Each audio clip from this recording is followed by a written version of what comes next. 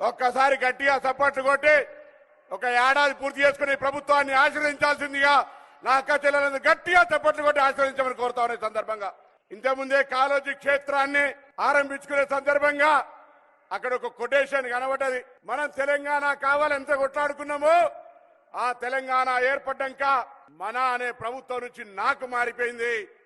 నా నుంచి మళ్ళీ ప్రజాపాలన కింద మీరే ఆశీర్వాదంతో ఏర్పడ్డ ప్రభుత్వం ఎలా నా అనే పదం జాగల మనము మనందరిది అనే విధంగా ప్రజారంజకంగా ప్రజాస్వామ్యయుతంగా పరిపాలన కొనసాగించే ప్రయత్నం జరుగుతూ ఉంది.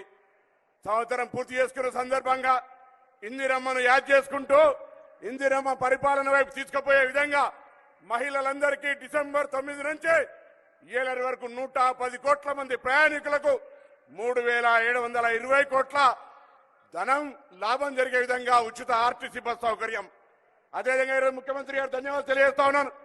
చాలా కాలంగా మహిళలకు సంబంధించి ఉచిత బస్సు ఇచ్చిన తర్వాత బస్సుల సంఖ్య పెంచాలని, ప్రయాణం చేయగా ఇబ్బంది అవుతుందని, ముఖ్యంగా గ్రామీణ ప్రాంత మహిళలకు సంబంధించి ఒక అవకాశం కల్పించే విధంగా సీతక్క మంత్రిత్వ శాఖ అదేవిధంగా రవాణా శాఖ కలిపి ఈరోజు మహిళా సంఘాల ద్వారా తెలంగాణలో ఉన్నటువంటి 600 మండల సమైక్యల ద్వారా ఆర్టీసీ బస్సులను 2140 కోట్లతో మీతోటి కొనిపించే ఆర్టీసీ నడిపే కార్యక్రమానికి ఈరోజు అంకురార్పణ చేస్తున్న ముఖ్యమంత్రి గారికి ధన్యవాదాలు తెలియజేస్తా ఉన్నా. అదేవిధంగా ఈరోజు ఇక్కడికి వచ్చిన అక్కా చెల్లెలందరూ ఇప్పటికే